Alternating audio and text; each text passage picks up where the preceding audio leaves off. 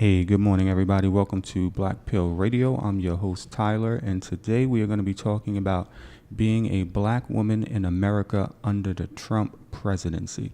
And I have 5 beautiful ladies on my panel today, and I'm going to let them introduce themselves first before we get started with the conversation. So, Dawn, you got the pleasure of going first. Hi, everybody. My name is Dawn. I'm proud to be here. I'm so happy to be able to talk about these issues. I really have a lot to say, so thanks for joining us. Hi, my name is Satin. Glad to be here on Black Pill Radio. Talk about these horrible issues that's going on right now in the United States. So welcome. Hello, my name is Rowe. I'm so excited to be here on Black Pill Radio this morning. It's a great station that supports black issues, and I'm glad to be here. Good morning. My name is Talisha.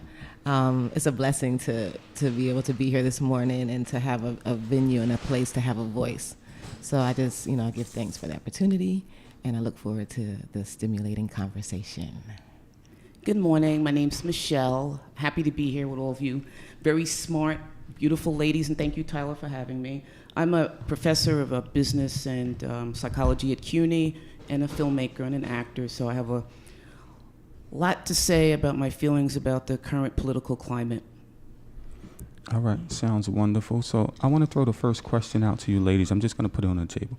Being a black woman in America and having Donald Trump as our president of the United States, are you guys comfortable with this? Are you happy, disappointed, concerned, afraid? I'm going to throw this to Michelle first. How are you feeling about Mr. Trump being your president? All of the above concerning every adjective you just described. I feel that when Mr. Trump says he's going to make America great again, I have never really heard anyone ask him that question, what that means. So what comes to mind to me as a black woman, particularly one that's worked in corporate America for 20 years, is I think of pre-civil rights in terms of how the people who are like-minded like him considered America great, pre-civil rights era. And that's something that as black people that we've really come and risen as business owners, as independent working people. We're much more educated, and I don't think that is something that's actually going to happen, although my interpretation is that might be on the wish list of our current president, and I don't hesitate to say that. Okay, Ms. Rowe, what do you think? I personally, I feel like I have like the kind of devil's advocate view. I kind of like that he's president just because it's woken so many people up that were asleep before on the issues in America, especially people in my generation. I think it's going to be the beginning of a revolution. I think him being president shows how former presidents before were just like him, but it was just more secret. It was more like playing with the sheep instead of the wolf, you know what I mean, type of thing.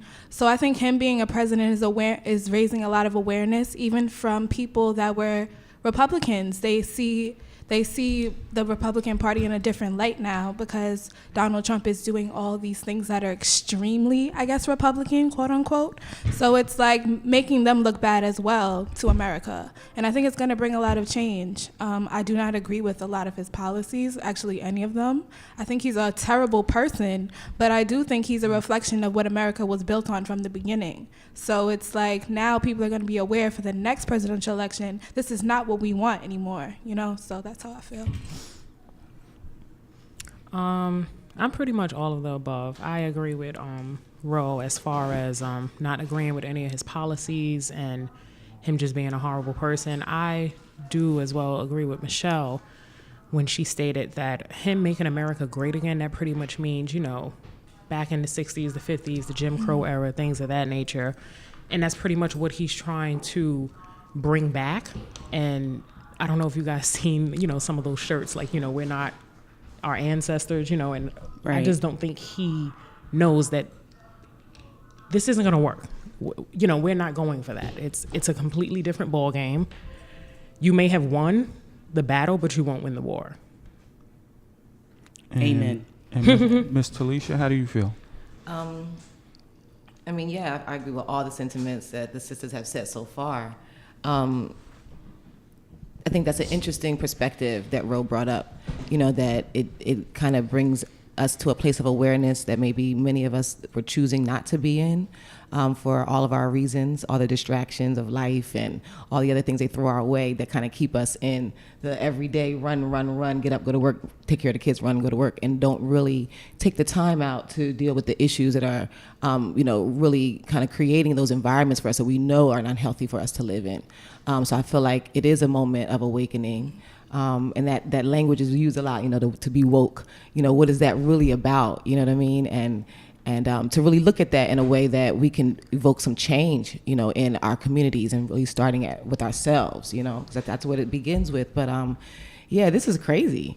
It is, he's a product of the environment. We're really seeing who America is right now. That's And right. you kind of would have to literally be walking around with your eyes closed and your ears closed up to say, I'm not going to be, I don't see what's going on. Yeah. He's throwing it in our faces every day. We were talking about it earlier. Like he's literally tweeting it in real time all day long.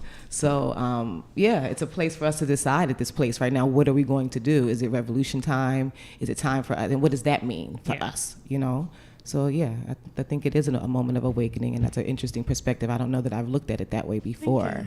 And the other sisters, and just saying that we have a voice to say we're not going to put up with this, and how do we move forward in that space, So has anybody not answered the question so far? Dawn.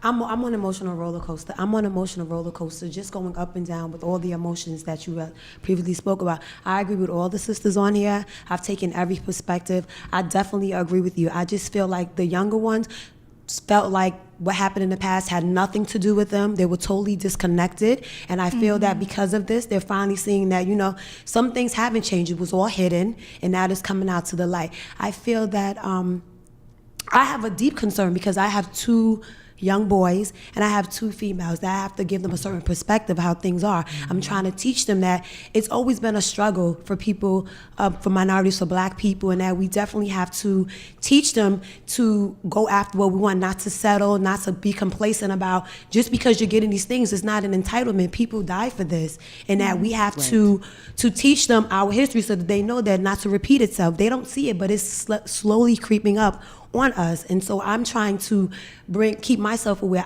I also, when Trump became president, even though I'm not a part of the younger generation, I feel that older ones have waken up also, because like Michelle said, I feel he wants to take us back to that pre-civil rights era. I feel that they feel like we've taken something away from them. Yes. Like we've done something to them, and they're trying to take it back, but it's not going to happen. So we just have to not take what they're trying to throw at us at this moment. So I go up and down. All right. So May I what? say something else? I'm Yes, sorry. of course, definitely. I wanted to say to the young lady, I'm sorry, what was your name? Rowe. Rowe. Yes, you're right. Many other presidents are the same. He's just completely in your face. Except for our previous president, Obama. Right. He brought economic stability, peace internationally with a lot of countries that were our enemies, and our employment rate was the lowest it's been in 8 years. Yes. He walked into an economy that was completely failed, in a recession or depression, depending on who you were speaking with, and lowered the deficit that we had in this country, and stabilized Wall Street as best as he could. Now, with that being said, here comes Mr. Trump, who is not as educated at all. In any way. The jury is out on whether or not he has a bachelor's degree. And previous it's true. Previous thinking the same thing. presidents that we have been doctors, lawyers, and people with PhDs who have served in the military and or have political experience, a history of that. He has nothing like that. So the outcome right now in the last 2 months is that we are sitting in a position where we are facing, when you look at the markets, extraordinarily economic decline. It's very possible in the near future for us to go into a recession, unemployment to go up, and we're very open and vulnerable to our international peers, so we're vulnerable to more terrorist attacks. And he's in a position right now where he can just get us all killed. Yes. That's the Right. reality of Like it. tomorrow. And we have to Can really... he not see it? I don't know. Yeah. And well, when you're a narcissist, you don't see anything but what's in your little box. So as far as it affects you as black women in the black community, what do you think what is the number one problem that you guys have with Donald Trump? Number one problem. Oh, geez. Well, There's a go whole ahead. bunch of number ones. You can give me a top 3, whatever you feel. I mean, we can go one by one, but give me an issue that you guys have. He's only been in office for 1 month, So give me an issue that you guys have with Trump, his policies, his campaign promises, as it relates to you as a black woman. I think right now it's not more so his campaign policies because, I mean, us as black people, we've been through this since the beginning of time. So I'm not going to say that I'm not scared. I am scared, but I don't think it's heightened to that level only because it's like, oh, this is it. You know, he's pretty much just doing whatever he can to just say that he's done it. So pretty much all he does is just shirk and blame, just kind of, you know, just point the finger and just. So I think that's my issue with him is if you're going to be arrogant and narcissist, that's fine. But just, you know, take the blame for what it is that you do and what you say. It's just constant lies. He can do something right in someone's face and, oh, no, it was the media. How? So I think it's just the lying. It's just so much lying and just blaming and pointing to the finger of coming from a grown man. I think that's the problem that annoys me so much with Donald. So you think his lies have an effect on black women in the black community? Well, no, not in particular. Okay, can one of you guys give me a particular issue that you have with Donald Trump as it relates to the black community? I can give you an issue. Since the advent of civil rights and discrimination laws, civil rights laws, the black woman is more educated than ever and more successful than ever. And particularly when there's more of us that are CEOs and COOs and CFOs for different companies. And that's a fight and a struggle to get to that level. Been there, done that, and it's all-consuming and overwhelming because all the odds are against you. And racism can be very subliminal in the workplace and hard to prove when it's happening a lot of the time. So with his perspective of black people, if you want to say black women, the fight's going to be more so because people are who run a lot of companies, the majority of them are Caucasian men. And it's like he's given them the okay, do what you want, hold people back, discriminate, say whatever you want, harass. So I feel that it'll give them more the freedom to do whatever they want in these companies, and it puts us in a position where we do have to fight a zillion times more than we've already been fighting to succeed and get what we earn. Because we do have to work 20 times as harder as anybody else to get anything that we earn and succeed. And the one thing I tell my students is you can't just get a college degree. You need to get a master's degree and or a doctorate because you have to do whatever they're doing, but you have to work so much harder. When I say they, I mean anyone that doesn't look like you. Yeah. And I tell them you can do anything you want as long as it's legal, ethical, moral, and you're not hurting another human being. The sky's the limit, and stay focused because there's a lot of odds against you, but just stay focused on the goal. And I think that's how we kind of grow and develop and overcome a lot of the things that we're going through. Knowledge is power. Yeah. So if you guys can sit in a room with Donald Trump and ask him one question. I wouldn't. I wouldn't. Well, he's the president, so you might want to take a seat. You might have, you might be able to affect some change with him. So you should definitely want to sit in a room with the president. You shouldn't be like, I'm not going to sit in a room with him, and then when he doesn't do anything for you or your community, you complain. But you had the opportunity to sit with him and talk with him, and some of you guys are saying you wouldn't do that. I don't understand that. But I would. For I those would. I who would sit would with sit him. in the room, what question would you ask him if you could? I'm not even sure. I think I was just, what are you doing? I just want to just, what are you doing? It's just because when people come in the forefront and he talks to the media, we all seen a facade. I don't know. Right. Just to sit Yeah. and look him face to face and just say, what are you thinking? Like, what do you want? What are you actually trying to do? Because what he tells us, of course we see and hear it, but when you look at somebody straight in the face and you can see, this dude is lying. No, it's not about helping me. This is what you're really trying to do. You know what I'm saying? Body language, Right, yeah. the body language. So I really don't know. What we see is what the media is telling us and what he's portraying to us. But he has his own agenda. I don't know whether it's just to help personally just him and all the other business people. Because what I'm seeing is that he just keeps, like I'm with you, Sad. He just keeps lying. Yeah. Lying. If you're not a racist, why you have to point at how much help you want to help black people? You know what I mean? Like, Right, just do but you're it. not a Just live racist. it. And he has black friends, I- don't forget. And I still have not gotten over where's my one black guy, when he was campaigning, where's my black guy over there? Like, come on, you own him? That's, Right. So, Right. all of that, it just leaks out slowly without him realizing leaking out. Sitting down one-to-one, just talking to him will let me see him face to face and say, okay, I see you, Wolf. You know? Can I Right. say why I wouldn't? Yeah, I wanted to speak on that. I personally said I wouldn't because I feel like Donald Trump is set in how he thinks. There's no one going to change him. They've compared him to Hitler. You know what I mean? He has those type of tendencies where he's trying to brainwash people to follow him. Right. So it's not like you're going to get through to him and he'll be like, oh, I want peace now. You know what I mean? So it's like, I feel like he's not the problem. I feel like it starts with us.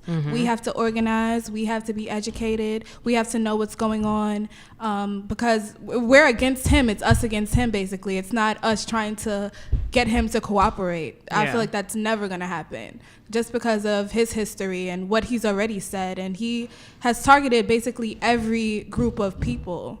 You know what I mean? Even poor white people. Like, it's just, he's only for the rich. And that's just the bottom line where I think his mentality is. So I feel like sitting down and talking to him is pointless. So when we say they compared him to Hitler, who's they? Because President Obama was compared to Hitler as well. Well, I feel like they would be other people in the media, like journalists who are against him. People have said a lot about Obama, but they don't really have proof as to why he would be compared to Hitler. With Donald Trump, they have several lists of things that he's done, tactics that he's done to ostracize certain groups of people in order to get you to hate them for things that he has no proof of that they've done. For example, like he said, Mexicans are rapists. How many? Why? Like, why do you say only Mexican? There are rapists of every race. You know what I mean? So it's just like he's trying to generalize people, put them in a box so that you'll look at them a certain way every time you see that race or whatever. Yeah. Same thing Hitler did. So he's making America more divisive. Right. And I feel like divide and conquer. If I was to meet with him, which I probably would, it can't be one of these media ops, Steve Harvey, Kanye West meetings where it's 10 minutes. Obviously, what type of issues are you going to come across? So I'm going to get into the whole issue of what I have with not only Donald Trump but America in general in 10 minutes. That makes no sense. I want 4 hours. Let's order lunch. Let's get to it. You know what I mean? So all right, so let me say this. The original question was if you had the opportunity to sit down with Donald Trump and ask him one question related to the black community or a policy issue you would like to see in effect, what is that question? Because I'm hearing a lot of complaints and expressing frustration over things he's done and said in the past, and you guys kind of have an idea who he's going to be as a president, but you have an opportunity to sit down with him and maybe talk about some policy issues. So what would you like to speak to him about? Okay. Can I do a 1A and a 1B with the question? Absolutely. Well, the first thing I would say is, Donnie, let's talk about your childhood. Okay, and now let's fast forward to the present. What do you want? What do you want? That's it. So you're going to ask him, what does he want? What do you want? So you have an opportunity to sit in the room and discuss what you want for your community, and we're going to walk into the room and ask him what he wants. I know what he wants, and then I know how I would respond. It's not just I don't care about what he wants. Do you understand that? I do not care. I do not give a. Well, we can't curse. I don't give a S about what he wants at all. But that's my way of luring into going into the issues. Like, what are you doing? What do you want? Do you have a clue? Tyler, you're not going to be happy, but, I can't really answer that question because I feel like, he's a part of a bigger machine. He's not a solo act. He's not original. He's not unique. He is a part of a huge machine that has been moving and galvanizing and even gaining more and more power over the years.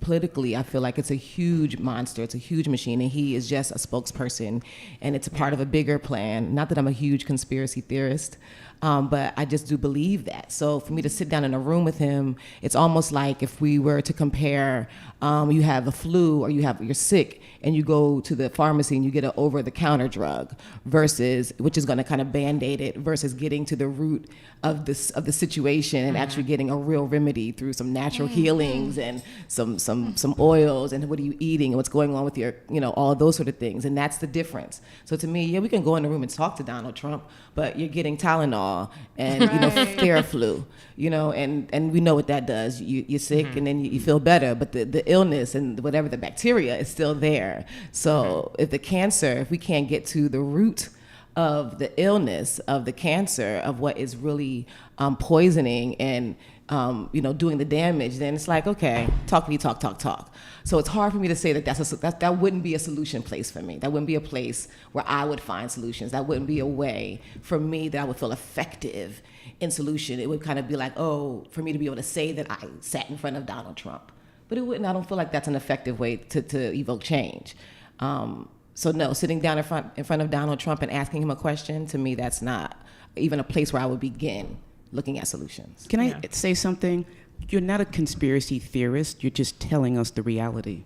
It is a symptom to a bigger problem, because if everyone's like, he's got to go, well, he's got to go, and so does this whole cabinet. And this is stuff that's been in the making for years and years and years. Yeah, this has been in the planning. He's You're going to absolutely go, right. and then the next one's going to come along. Pretty much. There's not, we eradicate Donald Trump that's it. Right. It's, eradicate white supremacy. All Like, the that's misogynists not and sexist, and the racists that's are all gone. That's it not isn't how it works. realistic. I mean, I guess I would ask, if you want a solid question, Tyler, on what I would ask, what exactly he plans on doing as far as the black community, as far as housing, as far as the police. Like, are we getting any new laws as far as not being able to shoot someone live on camera? What exactly are we wasting our money on? Because they did this whole thing about, the body cams, and they're shutting those off anyway. So it's like, what exactly do you plan on doing as far as us being killed in the street, our sons, our daughters, Nothing. our daughters, just, everything in general, just what do you plan on doing as far as helping us that doesn't involve Ben Carson, like the one black person that Oh my goodness, don't even. Well, Ben Carson's head of housing and urban development, so he has nothing to do with the policing. But I like what you said with that question. I like the question, but this is what I would ask you: has Obama done anything to affect change in that area when he was president? As far as policing? Yeah, did anything change under Obama? No. All right, so what's going to be the difference between Obama and Trump? You make it sound like with Trump it'll get worse, but I think under Obama it was worse. So could it get any worse under Trump? Would it be the same status quo? Of course it can get worse. It can it's already get gotten worse. worse. I personally think Donald Trump has no control over things like that. Just because he's just the president. You know what I mean? Obama didn't really have control over the police either. Yeah. He could say, you guys should not do this, don't do this, don't do this. But it's like, they doesn't have to matter. not do it. Yeah. It's like, you can't control every police officer and be like, you're no longer racist. It's not going to work. Yeah. It's like they have a lot of undercover things that goes on with that NYPD. Yeah. Even things have in become general, systemic. LAPD, wherever PD, it's just like that whole department is a system in itself. So I feel like Trump is definitely influencing them to continue what they do. But I don't feel like it's going to change until somebody really goes after the police department directly. I think it's what you said, as far as it's one small thing. Like, we have to get to the root of the problem. That's just one. Sitting down with him is honestly going to be a waste of time. Of course, you want to say that you've done it just to say, you know what, I felt this way, I got my concerns out, I heard his concerns, but it doesn't really mean anything. Like, it's so much deeper than that. So I will say that I don't know if Obama passed any laws in regards to black people being killed in the street. I'm not sure. Police brutality. But I know he did pass a Blue Lives Matter law to give extra protection to the police. Yes. So if he can pass a law for them, maybe he could have did something for people who are getting killed in the street. I can't Just something to think say, about. Tyler, because I'm not going to speak if I'm not sure about statistics or laws that were passed. But I do know there's a large percentage of bills and laws that he wanted to pass, but he was always had the resistance from the Republicans, in the House. So I can't tell you exactly, and I don't want to assume he didn't do anything or try. I don't, because I don't have that information. I can get it, but we can't assume, because he had a ton of resistance constantly every day of his presidency for 8 years. Well, I know he never called any of the police thugs when they shot black people, but I know he called black people thugs when they were out in the street protesting. When was that? That was in Baltimore. So that's terrible. That's Obama. That was in the Freddie Gray situation. So that's your President Obama. So, we got Well, that's not our President Obama. That's what he said, because I'm not going to sit here and say that he's perfect, because we're not. We're all human. And being a politician is an intensely most difficult thing. And being president of a country is the most difficult thing and most stressful thing any human being can take on. If that's what he said, you're saying that he said, that's a bad thing. That's a bad thing to say. It is. It's a horrible thing to say. We all know he said it, right? Yeah, he said that. So he called. I didn't say he didn't. I'm not saying he did, but what I'm saying to you, you're saying like you don't know if he said it, but I'm letting you know. I he used the did. wrong terminology. He said it. I'm not going to. I believe you. He said it, but I'm also not going to diss him overall because of all the things he's done and the struggle that he had as the president, trying to implement a lot of good things. They all screw up. Just to make a quick segue, I always ask people this: can you tell me one thing that Obama has done for specifically for black people? Not off the top of my head, no. I know that he's freed a lot of minorities from jails that had misdemeanors, for things Right. like drug possession, selling drugs. That one guy went back, though. I Oh, forgot really? his name. One of them. He was only out for like a month. Wow, that Yeah. sucks. But I know he did do that. Too bad. I've also seen him speak at an NAACP convention, and he was just telling me all the things of upliftment that he sees for the future of the black community. So I think he's more a direct person because that wasn't even really televised. Nobody Right. even knew he did that. So you know what I mean? So imagine what else he's doing. I think he's very smart. He knows not to put himself in the public eye in terms of things that have to do with the revolution. Like they said, the revolution will not be televised. So it's like you never know what somebody's doing unless it's in the media. And I feel like that's why this country is the way it is, because they feel like, oh, he's not doing anything because we don't see it. Yeah. But how do you know he's really not doing anything? You know what I mean? And the president So- doesn't have control over a lot. I think what Exactly. people don't realize is it's not just him. Right. He has to get the agreement from state, from Congress, and from all these other factors. If you don't have any control and majority of those folks are Republican and you're a Democrat, Yes. then what exactly can you get done? Especially if they see that you're trying to specifically block out a certain race, like, oh, well, he's just trying to look out for they're definitely going to stop that in any way, shape, or form because they don't want to lose their power. So it's not just him. There's a whole force behind him that can stop him from doing what he wants to do or stop him from saying what he wants to say. So in his first 2 years, he had control of the House and the Senate. He could have got anything done that he wanted to get done. You I'm can't just- get everything I'm done. just- You're not. I'm just He's not saying 100% control. First Never. 2 years, you had control of both, and you didn't get much done. So You let's still let's- can't let's- pass. No, but you're Yeah. telling them. But I'm not going to let you. I'm not going to let you slide on that because I'm not. I'm sorry because because we have to be objective here. Yeah. We're not attacking.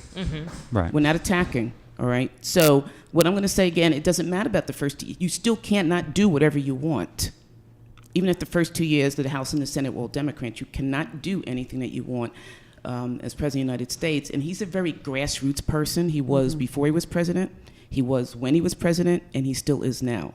So he, even as a president, he traveled to schools that were primarily, the students were people of color, and inspired and supported and was a big advocate and fought hard for our discrimination laws to stay intact because the Republicans wanted the opposite. So it's a tough job, and none of them are perfect, and they all have their skeletons in the closet. He was just very, very intelligent enough that he survived not a lot of scandal like a lot of them have. Yeah. All right, so let's make this segue. So there was this big women's march. There were a lot of black women there. You guys being black women. What did you think about the march in general? Do you support the march? Did you attend the march? Was it necessary? Anyone could take the question. I did not attend. I don't know. It's a 50-50 thing. Like I 100% agree with, I guess, all women, no matter the race, coming together to fight whatever it is that they choose to fight. However, it's kind of like, it took this long for, it took Donald Trump for white women specifically to come and say, oh no, now I don't like what's happening. You know what I mean? We've been seeing this. We've been through this before, like I said earlier. So now it took for Donald Trump to talk about, I guess, grabbing, I won't say it on air, for them to say, you know what? I don't like that. No, that's not for me. You know what I mean? So it was kind of a 50-50, and then it's like, I get it, and I'm there for you spiritually, but, How does anybody else feel about the march? I did not attend the march either. And I don't know that it was necessarily for me a conscious decision to not go to the march. But again, it was a little bit of that decision as well. I think what I struggle with marches and that type of protesting in a place for solution or a place to evoke change is that as much as I believe in solidarity and I totally believe in the power of numbers and just what happens in that moment when we're exchanging that kind of energy, when all of us are together and our magic is just brewing and what that can evoke, I'm a complete believer in that. Because I see it in myself, I see it in each one of you here at this table, I see it in my sisters and the women that I meet every day. So I know the power that we wield. So imagine us all together. But imagine us all together at a think tank or in a place where we can come actually sit and speak to each other and hear each other's stories and have a deeper understanding of who are you, why are you here, and what role do you play in this, and how can we work together to really make change happen. I think it's great that we can stand together and listen to people say riveting speeches and spoken word and have celebrities. That's all great. I think it does something to create increase morale and give us hope, and all those things are awesome, and we need that. But what happens after the march? Did we just all get back on our buses and go back to the crib and get back to making greens? And I mean, look what happened. I haven't heard nothing. I've seen that Ashley Judd rendition of her poetry slam mad times, but I haven't seen any real places for us to come together after that and talk about what's next. I have not done that myself, and when you speak of if I'm talking about what I haven't done or what I don't see in change, and then you have to kind of go back to the Michael Jackson song and look at the man in the mirror. So I don't want to come off as if I'm just sitting back saying, you didn't do that, and you didn't do that. I feel like it's a very personal place that it has to begin with for us as a community. And so I feel like I tend to put my energies more into that place. So as much as I don't want to sit here and say and play out the march or play out any sisters that went to the march or even the concept of a march, I'm still kind of on the line of whether I feel like that's a real strong place for effective change. But I do feel like it has its place. But at the same time, I feel like once those marches are over, what are we doing? And how do we take that energy from those kind of events and then really start making it pop? Get into the root. And get into what we have to do, because I haven't seen that. Absolutely. So was this march necessary for black women? No. I don't think so. No. At all. Because there's a lot of white women out there. It was. 53% of white women voted for Trump. In history. Really? 53% of white women voted for Trump. There was a lot of white women out there. So we're out there for their cause, maybe, right? What they're fighting for, but are they fighting for our causes? No. So when things happen in our community, where are these same white, Muslim white, Latino white, Asian, where are they in our community? So my question is, why were we there as black women? I don't think it's why were we there as black women, because we're still women. It was a women's march. But I do feel like it was kind of a slap in the face at the same time, because we're marching next to these people who weren't there for the Black Lives Matter march. You know what I mean? And they weren't even thinking about it. But they're diehard feminists, but they're not diehard women's rights. They're diehard feminists, but they're not diehard people's rights, human rights. When it's convenient for them. Exactly. Right. It's like, it applies to you. So now I'm getting up and I'm going to march. It's just like, no, because when something happens in the community, I feel like black women are usually the first to step forward, if it's anything, really, because we're the ones who are oppressed the most, and we relate more to every issue on every basis because we know what it feels like. So it's like we're always at the forefront, and then now you want to come. You know what I mean? So it's just, I feel like as black women, we didn't necessarily need to be there, but if we wanted to be there, I don't think there's anything wrong with that. I agree with you. I think it's a combination. I agree with both of you. I think it's important to protest and march, but what do you do afterwards? And you have to organize and make a plan beyond that. So I think a combination of it, because I remember there was one march a couple weeks ago, and the people that were protesting, they were standing at the White House where they know he looks out the window, and he was peeping through the window, like the whole time, just peeping and he was pacing, and it was bothersome to him.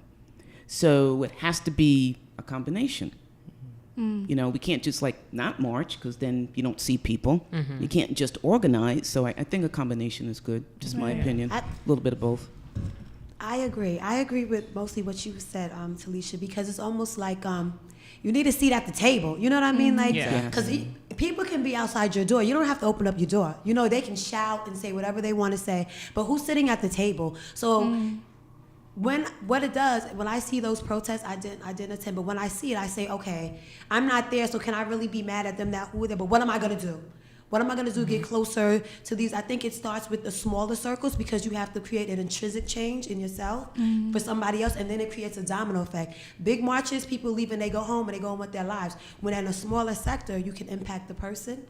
You can impact that one person. That person might get to somebody else. And then you never know. You touch that person who might be willing to go all the way. That's why when we talk about laws and policy, it's the people who are sitting at the table. So maybe when you're complaining about the policies, it starts at the community people. Yes. Maybe you complain that much. Maybe you need to run for council person or you know what I mean, get a seat at the table, and then you can, if you're doing all you can, then maybe we can really start complaining and saying, okay, I am doing what I can, but now I got to get someone else to do it, so we can create more of a getting closer to the table and then creating real change. You know what I mean, in the community. I think that's Well what it is. said. I think we don't know what to do. There's confusion on how do we take these steps and what's the appropriate way to take these steps? How do we come together? How do we start? Do I put flyers up and let people know to come to a meeting? What if it's only 10 of us? Nobody really knows how to start. And I can even say, just like you, I'm just not 100% sure. I haven't done that either. Like, you try to do your best to stay woke and,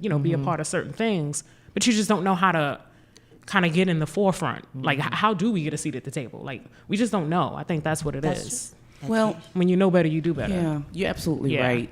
As simplistic as this sounds, if you Google in your area grassroots groups, political groups, you'll find a gazillion of them. Okay. And there's one in Brooklyn that I was involved with a couple months ago. There's a landmark theater. I forgot the name of it. I think it's called the Brick Theater in Brooklyn. And there was 35 of us actors. And it was a 1-minute play festival, and every actor played 5 roles related to what's going on in the political climate now. And we each took a turn playing Donald Trump, as a matter of fact. And afterwards, there was a neighborhood, there were about 200 people there. There was a neighborhood discussion about how you can involve yourself as an individual. What are your ideas? What can we do? How can you educate people? So on and so forth. Running for office yourself, there were a gazillion ideas. So they're out there, but they probably need to be more publicized. Yeah. That's the problem. Yeah, and you can create your own. Yeah, we can't see. Yeah, you can create your own. Can I just say something? This all is going to make one big circle, because it's like some people feel like they're too caught up with their own lives. I'm just, we're barely just trying to pay the rent in our communities. Wow. Do I really have time to go out? You know what I'm saying? This is going to be like a big circle. So it's like you got to take the time to go out and push these things that you want. But yet I need to be at work at 9 a.m. because I need to pay my bill, because the landlord said I got to get out in 30 days. Yeah. This is happening in our communities. So that's going to bring us back to like getting a seat at the table, talking to Trump and saying, what are you going to do about the community? How you going to fund those resources in the community? Because you say we have nothing to lose. What are you talking about that?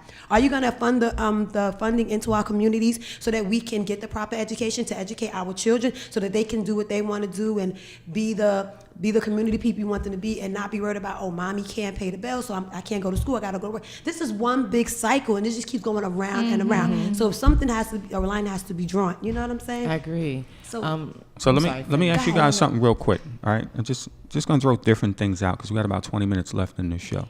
Right now, Trump has these ICE raids going on. So he's going into communities, grabbing people, deporting people, detaining people.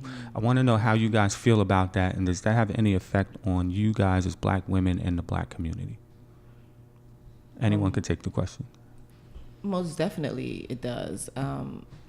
I personally, my background and my family's background is pretty much rooted in the South, in America.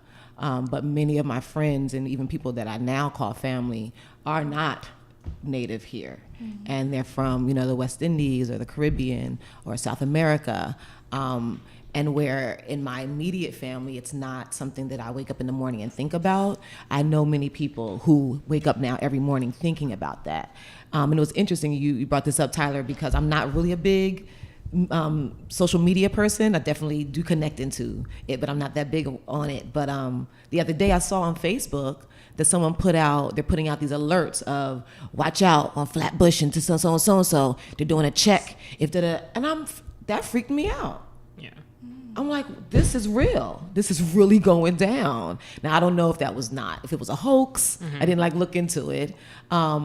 But I can't imagine in this day and age why anyone would think that would be funny. Yeah. To do anything like that. But to see that that's happening on that level, and that what was encouraging though, as I liked how we were looking out for each other, that someone put it out there to say, we need to be aware of these things. But it was definitely an eye-opening moment for me. Because again, like I said, my family, we're from the South. I don't have to worry about that. We're fine, but we're not, you know what I mean? Because I am you, you are me, and I need you, and we are family, period. Yeah. So when I saw that alert, it just woke me up to say, this is happening, he's doing these things, and how is that's really impacting families and impacting people that I'm close to and that I consider family. So yeah, it is. So he's done some raids from what I've heard in Yonkers, New York, Brooklyn, New York, and Queens, New York. So he's definitely out there doing this. They're talking about possibly bringing in Homeland Security to help with this. So that could be another issue. So I also want to ask you guys about the Muslim ban. Does that affect us as a black community? Do we care? I don't think it affects us as a black community, but I think we should care. You know what I mean? Because they're people too. It's not really at this point, it's he's attacking everyone. So it's not really black community fighting for, you know what I mean? It's we all need to fight together against this, not even just Donald Trump, against white supremacy in itself. It's not we're still being divided if we say the black community should we help with this? No, we're all a community. You know what I mean? Because we're all being oppressed by the same person, whether you're black or white at the same time. You know what I mean? White supremacy suppresses white people as well. If you don't have that dollar, it's you don't matter. So I don't think we should separate, should the black community care about this or that. We are all, people at the same time. So we have to care about everyone. He's trying to oppress us, exactly. but he will not. Yes. Yeah. Absolutely not. Because I think for us, I think that's helping with the division, kind of saying, well, he's not shipping black people away, so I don't care. I mean, I have to have the sympathy and the empathy of knowing that a mother who has 4 kids is being sent away. Now, who's going to take care of her? I'm a human being first, so I can't just say, well, that has nothing to do with me because I'm black. I mean, I guess technically it doesn't affect us if, if we're not being sent anywhere, but it kind of does. We all need to come together. Sorry to interrupt you, but there are a lot of black Muslims. I was about to say. Yeah. Yes. So we Muslim is just a religion. Muslim is just a religion. It's not a race. So, Well, it affects us economically Yeah. across the board. If you start just deporting people, how many immigrants? Let's see. Immigrants, if he deported everybody that was an immigrant, we'd lose something like $176 billion a year. Right. What would happen to the economy? Right. In the toilet. Yeah. I mean, this idea of, if you think about it, it's basically the concept of ethnic cleansing. It's moving, and this whole getting, America back to, but it's been happening, and I guess this is because it's happening the way it's happening now, with the way that it's manifesting and that he's executing it, but they've been locking up brothers and cleansing them out of the community, right? You know what I mean? Right. In the imprisonment system, industrial complex for years now. It's been a part of the plan. The new Jim now this Crow. is just a new tactic in the plan. Now we're just going to go, and they've been doing raids. You hear about it all the time in Texas and California with the immigrant workers who are working in factories and all sort of things. So this is not new. It's definitely been happening. I think this tactic is a lot more in our face. Snatch and grab, and in the communities that maybe hadn't been as affected by it in the ways that other communities have been in the past by immigration laws. But the fact that it's happening on Flatbush and, Bunker Hill, it's really in our face now. It's really in our communities in the place that we can't ignore it. So let me ask you guys another question. As far as the black church is concerned, does the black church play any part in helping us as black women, the black community? What role do they play under Donald Trump's presidency? Because a lot of our black clergy have been meeting with Donald Trump, supporting him privately, publicly, and then we have some black figures who are in the church, music artists specifically, that have come out and said we should pray for Donald Trump and for his success. Because he's been put in this position. So just overall, what do you think the church's role is in all of this? I think, sorry, go ahead. I think the church's role is to pretty much, which has gotten us through so many years of oppression, is, I guess, to always stay positive and have faith. So I guess that's why they push that agenda as far as, he's still a human being, even though he is the way he is. So let's pray for him and pray for our country. But I necessarily don't agree with that. I mean, I guess we could pray for him, but will I? Honestly, no, I won't. So maybe that's because I'm not an active church member. But, I'm not sending him to hell either. But it's like just showing him your support when he doesn't give a damn, when he doesn't care about you, your people, or your community. That doesn't make sense to me. When the church is pretty much the common ground where everyone kind of comes together to beat out the oppressor. You know what I mean? Mm-hmm. So that confuses me a bit. Well, there is no real separation of church and state.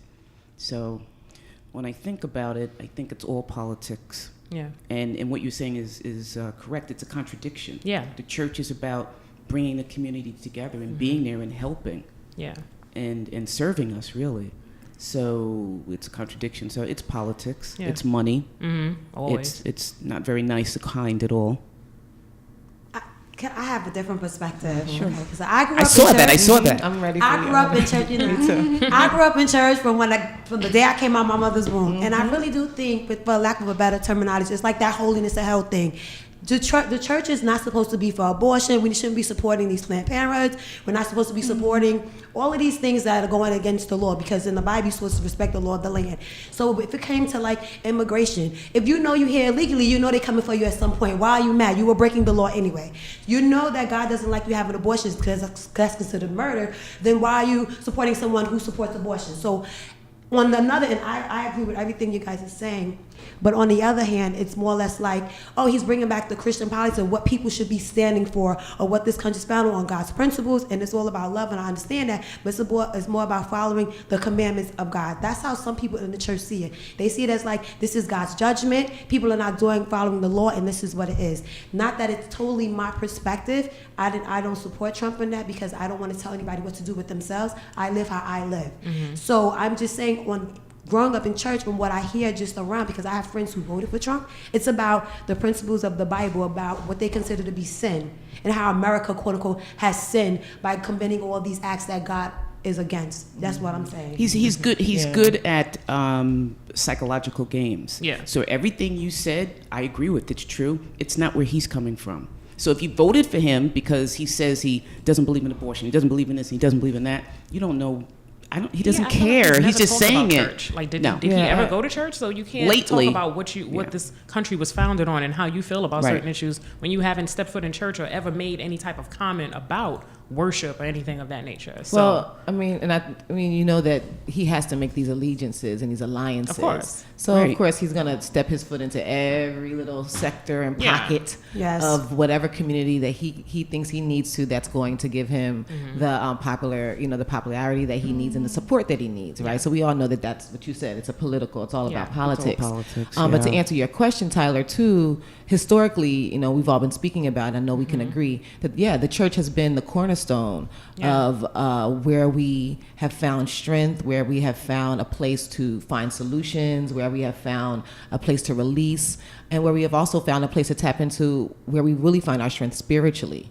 And when you think of it in that way, from when our ancestors were brought here, and kidnapped from our home and brought to the Americas and the different Americas and the diaspora, in the slave trade, that was the first thing that we began to do, was to gather and to really commune and fellowship, and gain strength from our spirituality that, was being beaten out of us and told that we couldn't, weren't allowed to practice and couldn't be who we know we are.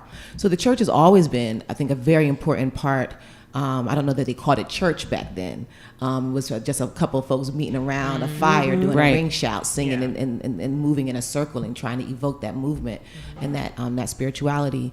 But it has been a really important part, I feel like, of our progress historically. However, recently and where we are now with the Black church, just because of how we've progressed through the years and how that progression has incited greed and selfishness and all the things that capitalism calls for in America, the church has become a business. Right. Yeah. And it has Yes. become a big part. And then if you're Yeah. going to be in business, you want to make what? Money. Yeah. So you have to begin to align yourself Yeah. with certain people and certain things. And so, yes, the church has moved, I feel like, in the movement of spirituality and community and family. Maybe on the back burner and a lot of these mega Absolutely. churches and that Yeah. movement, because it's about business. So he's tapping into that. Yeah. You know what I mean? That weak side of what has happened to that, to such a beautiful and sacred, what I feel like place for us has been compromised by us first, and need to be a part of this capitalistic system. And so we've made those alliances, and he knows where to move to kind of Yeah. match up with that. So yes and no. All right, That's so how I agree. So somebody in the chat room is saying that the church is the reason Donald Trump got elected, and Donald Trump received, based on exit polls, at least 80% of the evangelical vote. So church people definitely came out and voted for him. They voted for Donald Trump. So what does that say about the people in the church? Because the church is the people. So if the people in the church are voting at least at 80% for Donald Trump, what does that say about the people in the church or the church itself? 80% of Black churches or just 80% of churches? 80% of Christians. Of Christians, so that's everybody. Everybody. That's everybody. Well, we're a Christian country, so yeah, 80% of Christians voted for Donald Trump, at least. It's not surprising.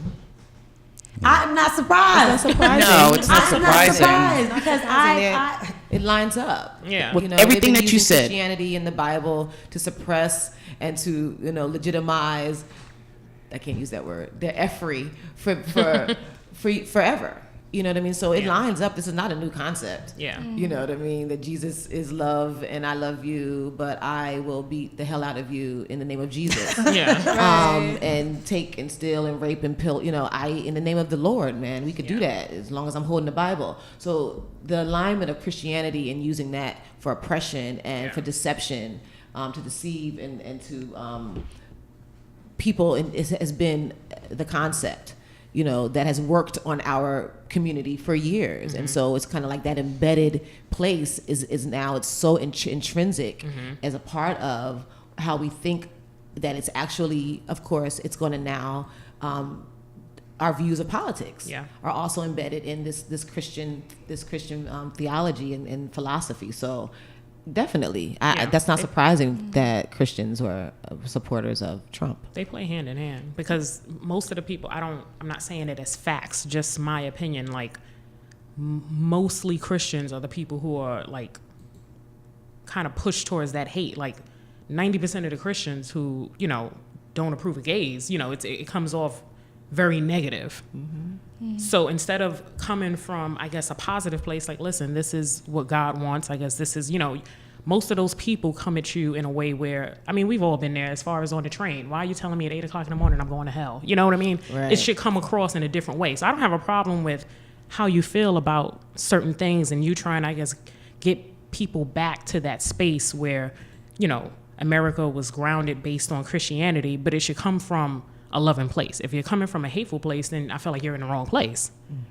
Why are we here? So he knew exactly what he was doing as far as tapping into, like you said, putting his foot right in that pot. Of just saying, you know what, this is where they go. Let's kind of get right in there and, attack them and kind of start from the ground up. So we have 5 minutes left on the show. So I just want to get into education. What do you guys think about Donald Trump's education policies? Oh, What Betsy? are they? I said, what is it? Right. Betsy? Oh He my God. believes Does he read? he Like- believes in No. Spell education. he believes in parental choice. So he believes in parental choice. So he believes in vouchers. He believes in charter schools. He wants you to have the power to send your child to whatever school you want to send your child versus a publicly zoned school that your child must go to. So that's where he's coming from, and I'm sure he's against the educational union as well. So how do you guys feel about that? Are you in favor of parental choice? You want your child to be able to go where you would, assuming there's room where you would like your child to be able to go, or are you comfortable with your child going to the local zone school? I like that idea, but what does the fine print say? You know what I'm Yeah. saying? Like, Yeah. where's the fine print in that? It's always something something under. Yeah. Like, Dude, I like the choice, Money, but money, there's money, always something money. behind it. Yeah. The fine print, and to get the vouchers to qualify, who's going to be qualified? Who, you know, Exactly. how much do they really have to pay to get the child to these private schools? I've been in education a lot of years, and everybody doesn't get a voucher. Yeah. You know what I'm saying? Charter schools are doing well personally because they get to choose who gets to be in their school. You know what I mean? Like, if you're Charter not doing schools, well, you yes. can't be here. Yeah. Charter schools are a form of segregation. Right. It's set up that Schools way. are. It's a form of segregation. It's a form of It's the way- segregation. It is, and it was actually really designed that way. And think about it. Think about it. The high schools that I work in the South Bronx, and I'm working with students that are academically high achievers. So they're taking college courses, and they're all African American students. And when you go into the school, you've got 3 or 4 charter schools in one building. That's insane. In one building, there's constant police presence, and you very, very, very, very, very, very rarely see anybody that's not a person of color in these schools. So it's a form of segregation, and that's been a big political debate for a number of years. It's a way of separating us and putting us over here. Because it's a charter school, as you know, doesn't mean you get a better education, does it? Not necessarily at all. No, because what I'm seeing, and I've worked in 7 of them, is the schools, the education that the kids are receiving are come see, come saw. So are we saying we're not in favor of school vouchers? Is that the consensus? I'm here? not. I'm in favor of it as far as just that alone. But if you, I need to see the fine print.